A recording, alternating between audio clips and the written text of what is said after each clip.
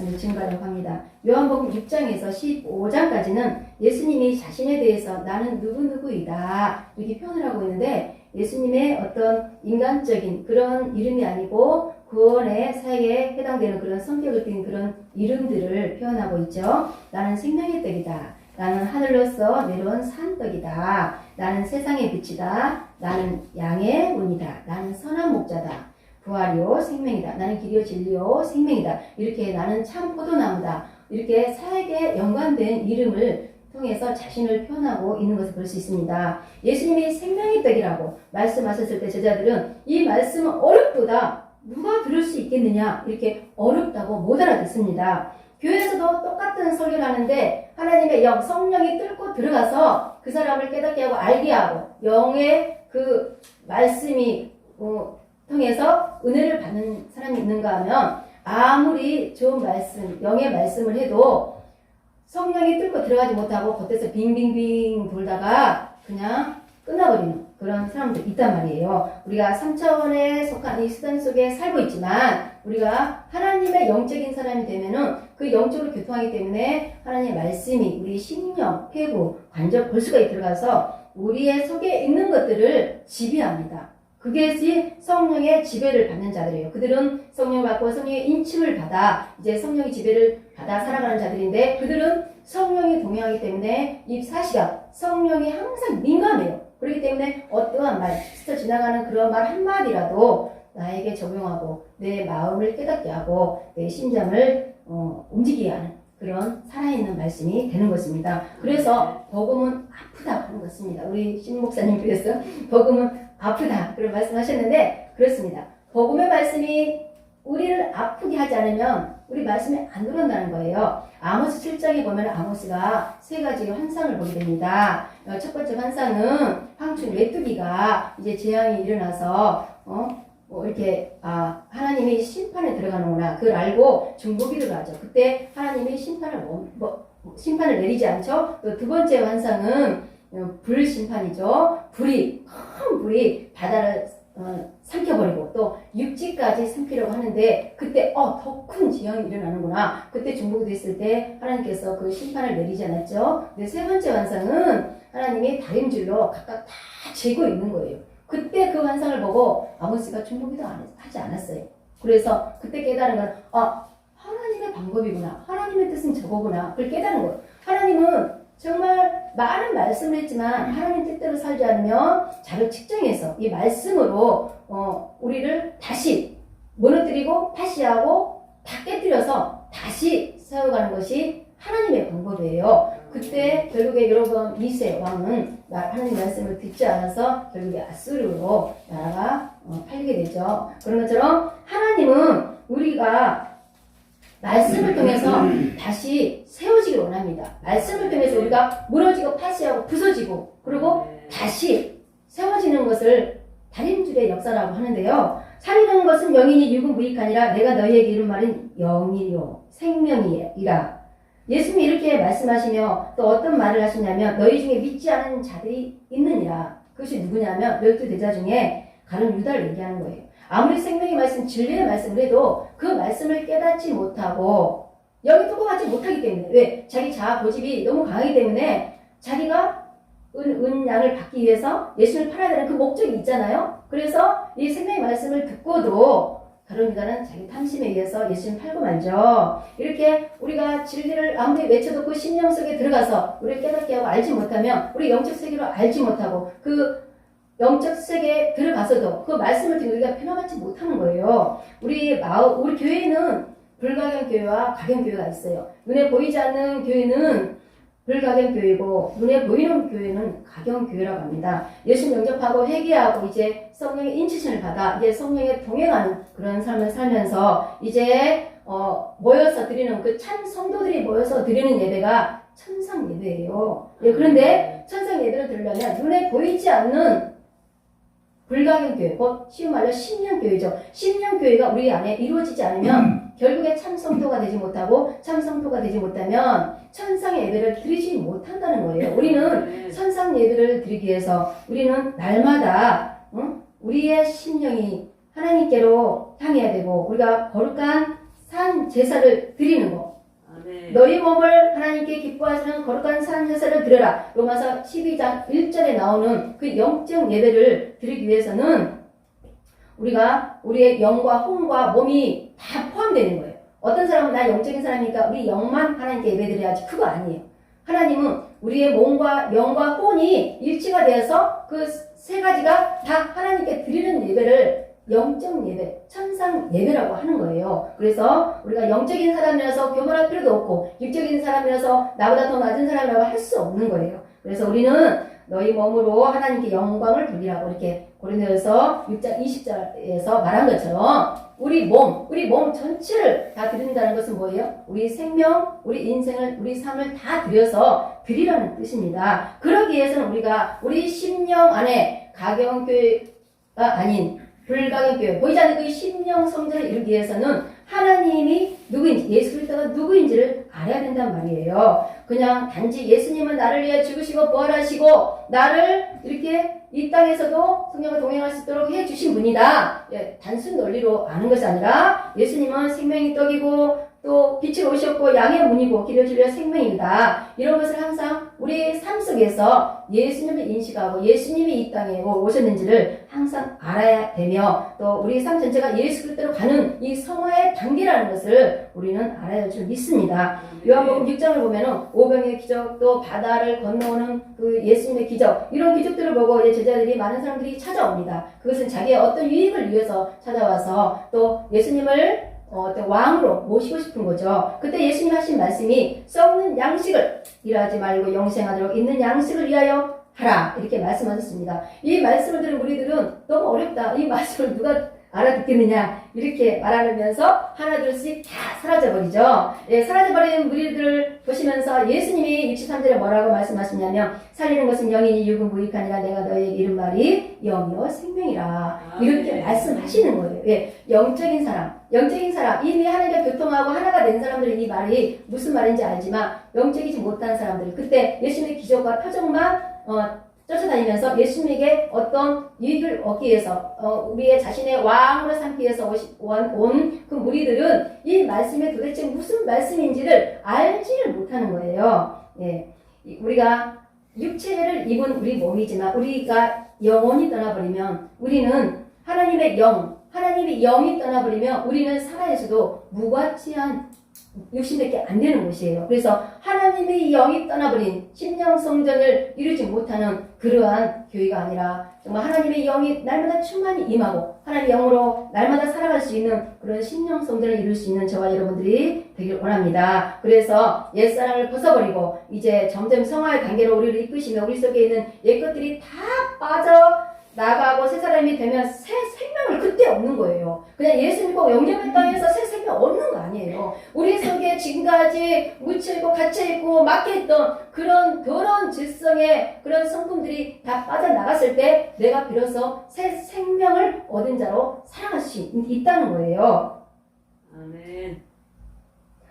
오늘 본문 53절에서 58절에 나오는 성찬에 대한 말씀을 잠시 하려고 합니다. 예수 그리스도의 살을 먹고 피를 마신다는 뜻은 무슨 뜻일까요? 살이란 말은 헬라어로 사륵스라는 뜻인데 육체적인 영성과 어떤 육체의 죄성을 의미하는 그런 뜻이에요. 그리고 몸은 헬라어로 소마라는 뜻인데 육체 플러스 어떤 인격적인 구성체를 얘기하는 건데 이것은 같은 의미로 보면은 비슷한 거예요. 육체, 몸, 육신 이런 식으로 표현하는 거예요. 그리고 피는 헬라어로 하이마라고 하는데 몸을 이루는 한 성분이 그래서 살과 몸은 한 몸을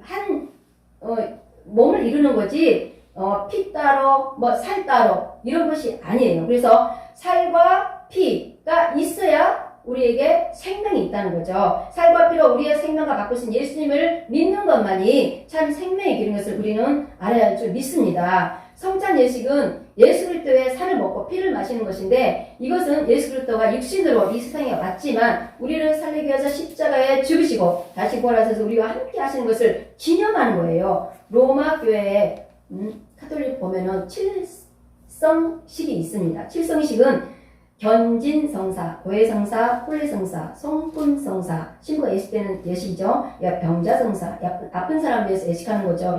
세례성사, 성체성사. 좀 많이 들어보지 못하고 좀 어려운 부분들이 있죠. 좀 쉽게 다가오는 것이 세례성사, 성체성사. 이런 이 두 가지인데요. 우리 기독교에서는 이렇게 세례성사와 성체성사가 성찬식인데 이 성찬식 이 두 가지만 가져온 거예요. 이들은 로마교에서는 이 7성사를 통해서 믿음의 문을 연다. 그러면서 어떤 행위적인 것, 형식적인 것을, 율법적인 것을 많이 강조합니다. 그래서 그때 성경을 신부들하고 사제들은 읽었지만 성도들은 성경을 읽을 수가 없었어요. 그리고 성찬식 할 때도 떡은 나눠줬지만 포도주는 성도들은 마실 수가 없었어요. 주지 않기 때문에. 그래서 사제들과 신부들만 먹었던 거예요. 그런데 종교개혁을 일으키면서 이제 모든 사람들이 이제 성경을 읽게 됐고 이제 칠성사 중에서 이제 세례식과 성찬식을 이렇게 기독교에서 가져오게 된 것입니다. 그래서 신부 같은 경우는 신부가 성부와 성자와 성령의 이름으로 죄를 사하느라 그래도 고해성사를 하지 않으면 죄를 사함받지 못하는 것이 로마교회 카톨릭 교회예요. 우리는 어때요? 기독교는 예수님 믿고 영접하고 내가 구주로 이제 모시고 살면은 이제 내가 내 죄를 사함받는 거예요. 이래서 이제 기독교하고 카톨릭은 이제 너무나 다르죠. 원래는 기독교가 먼저가 아니고 카톨릭이 먼저인데 이제 카톨릭 교회에서는 기독교는 나중에 서양에서 들어왔다. 그래서 믿지 말아라. 원조는 우리다. 그러면서 그렇게 막 자부하잖아요. 근데 전혀 논리가 틀리다는 거죠. 고린도전서 11장 24절 보니까 이것은 너희를 위하는 내 몸이니 이것을 향하여 나를 기념하라. 이런 말씀이 있습니다. 카톨릭 교회에서는 사제가 성찬식 할 때 기도하면 순간에 떡과 잔이 주님의 실제적인 살과 피로 변한다는 화채설을 주장하는 거예요. 카톨릭에서는 성체성사, 곧 몸이 성체가 되고 성혈, 피가 된다는 거죠. 그러니까 떡과 포도주를 먹으면 실제로 이 거룩한 사람이 된다. 그런 뜻이에요. 그래서 너희들은 거룩한 사람이 되어서 몸과 피를 나누고 그리스도와 함께해서 많은 사람들에게 나눠주고 사랑하며 살아라. 그것이 로마 카톨릭 교리입니다. 그리고 루터파에서는 이 떡과 잔에 예수님의 살과 피가 있다. 그렇게 임재설을 주장하는 거예요. 사실 우리가 오늘 성찬식을 하지만 떡과 포도주를 마시지만 떡과 포도주 속에 예수님이 들어가 있습니까? 하나님의 영이 들어가 있습니까? 임재설 그건 아니거든요. 그래서 기독교에서는 루터파보다 이제 칼빈설을 주장하죠. 칼빈설은 기념하는 거예요. 마음에 깊이 새긴다. 기념하는 것을 우리는 이제 받아들였죠. 이것은 너희를 위하는 내 몸이다. 라는 말씀은 성찬식은 예수님을 위한 것이 아니고 곧 나를 위한 예식이라는 것입니다. 그리고 고린도전서 11장 28절 보면은 사람이 자기를 살피고 그 후에야 이 떡을 먹고 이 잔을 마실지라 이 말씀이 있습니다. 주의 떡이나 잔 합당치 않게 먹고 마시는 자는 주의 몸과 피를 범하는 죄가 있느니라. 영국의 교리 문답을 보면은 성찬식 할 때 문답서가 있어요. 자기 자신이 쓰는 거예요. 나는 모든 사람을 사랑하는가? 그걸 쓰는 거예요. 그래서 모든 사람을 사랑하지 못하면은 못 먹겠죠? 우리는 모든 사람을 사랑하고 있습니까? 우리도 영국식으로 성찬식을 한다면 모든 사람을 사랑하지 못하면은 못 마신다는 거예요. 참여할 수 없다는 거예요. 과연 여러분들은 모든 사람을 사랑하고 있습니까? 우리는 아무래도 단 한 사람도 성찬식에 참여할 수 있는 자격이 되는 사람이 없을 것입니다. 하지만 대속의 은혜로 우리는 끝까지 그 성화의 단계로 가는 과정이에요. 그래서 우리는 이 성화에 가는 과정, 곧 성화의 과정은 믿음을 키우는 과정이죠. 이 믿음을 키우기 위해서 하나님이 기뻐하시는 원하시는 하시라고 하는 그 예식, 하나님이 이것을 기념해라. 이것을 행하는 것입니다. 그러면서 우리가 성화 단계까지 가서 믿음의 단계까지 가서 구원에 이를 수 있는 것입니다. 구약에서 2월절 사건을 보면은 430년 동안 애굽에서 종살이하던 백성들이 나올 때 또 염소와 소를 잡아서 그 피를 문설주, 임방이와 다른 자들 그 집은 장자들이 살아났죠. 하지만 바르지 않는 사람 집은 장자들이 죽었습니다. 이렇게 예수님은 우리에게 영원한 생명을 주기 위해서 유월절 어린 양으로 오셨다가 십자가에 죽으셔서 우리에게 영원한 생명을 이렇게 주신 것입니다. 우리가 하나님께 얻은 이 선물, 이것은 곧 영원한 생명이라는 거죠. 요한일서 1장 1절 보면 제가 좋아하는 인물 중에 사도 요한이 있는데, 사도 요한은 항상 죽을 때까지 하나님의 사랑을 전한 자예요. 그는 많은 제자들이 순교하고 죽었지만 반모섬을 입에 당했는데 거기서 죽지 않고 다시 또 와서 또 에베소에서 마지막까지 또 하나님 말씀을 증거하다가 사랑의 사도로 죽은 분이 사도 요한이에요. 그래서 요한일서 1장 1절을 보면은 어떤 말씀이 있냐면, 나는 눈으로 보았고 귀로 들었고 친히 손으로 만진 그 예수 그리스도 안에 영원한 생명이 있음을 나는 증거한다. 그렇게 말하는. 사도 요한은 많은 자들이 순교하고 예수님은 이런 분이다 막 이렇게 전파하고 전도하고 순교하고 죽었지만, 사도 요한은 마지막까지 예수님의 계시까지 다 받고 마지막에 어떻게 될 것이다, 그까지 다 하나님께 받아 응답을 하고 이제 많은 후손들에게 이제 예수님을 증거하는 그런 사명인데, 이제 많은 후손들에게 그 제자들에게 증거할 때 나는 직접 보았다, 만졌다, 귀로 들었다, 내가 보고 듣고 만진 것을 나는 증거한다, 이렇게 자신있게 말씀하시는 거예요. 우리는 과연 전도할 때 어떤 사람에게 하나님을 증거할 때 직접 보고 만지고 그런 것들을, 체험한 것들을 증거합니까? 그냥 성경적으로 말씀으로 너는 예수님 믿으면 구원받는다, 영생을 얻는다, 그렇게 말하고 있습니까? 실제적으로 우리가 하나님의 아들로 오신, 하나님이 보내신 그 아들 속에 영원한 생명이 있다는 것을 우리가 믿어야 합니다. 우리가 믿어야만이 우리 속에 영원한 생명을 소유한 자로 우리가 살아갈 수 있는 거예요. 영원한 생명을 소유한 자들이 전할 때 하나님은 그들에게 사명을 주시는 거예요. 베드로에게 내 양을 먹이라, 내 양을 치라, 내 양을 먹이라, 그렇게 말했잖아요. 그것은 베드로가 주여 영생의 말씀이 주께 있사오니 우리가 누구에게로 가오리까, 그렇게 말한 것은 하나님이 베드로의 마음을 움직여서 마음의 문을 열고, 아, 예수님 안에 영원한 생명이 있구나, 이걸 깨닫게 한 거예요. 그래서 말을 이렇게 고백을 하는 거예요. 너희도 가려느냐 할 때 예수님은 아니요, 저는 안 가겠습니다. 예수님 안에 영원한 생명이 있는데 내가 왜 갑니까? 그렇게 고백하는 거예요. 그렇게 고백했던 베드로도 나중에 믿음이 실족하고 연약해서 눈을 보고 만지고 했지만 나중에 예수님 대신하고 나중에 또 사명을 받죠. 그런 것처럼 우리의 연약한 우리 인간의 그 모습을 보시고도 하나님은 영원한 생명을 소유한 자들에게 사명을 부여해 주시고 그들을 통해서 하나님 나라를 펼치는 것이 하나님의 일입니다. 그래서 하나님을 보내시는 자를 믿는 것이 하나님의 일이니라, 그렇게 말합니다. 사람들은 어떻게 해야 하나님의 일을 하오리까? 그렇게 물었을 때 예수님은 너희들이 하나님 보내신 자를 믿는 것이 하나님의 일이니라, 곧 나를 믿는 것이 하나님의 일이니라, 이렇게 얘기하는 거예요. 하나님은 우리의 인생의 모든 것이에요. 나의 생명의 주관자예요. 이 코로나 바이러스 통해서 우리를 지켜주시고 우리를 여기까지 인도하시고 또 우리가 사명자로 이렇게 하나님 일하는 것도 다 하나님이 보내신 그 예수 그리스도를 믿었기 때문에 여기까지 온 거예요. 그렇지만 우리가 많은 기도를 하고 예배를 드리고 많은 사명 일을 감당한다 하지만 예수님 안에 영원한 생명이 있다는 것을 모르고 또 그 생명 우리가 소유한 자가 되지 못한다면 하나님은 일을 하다가 멈추는 거예요.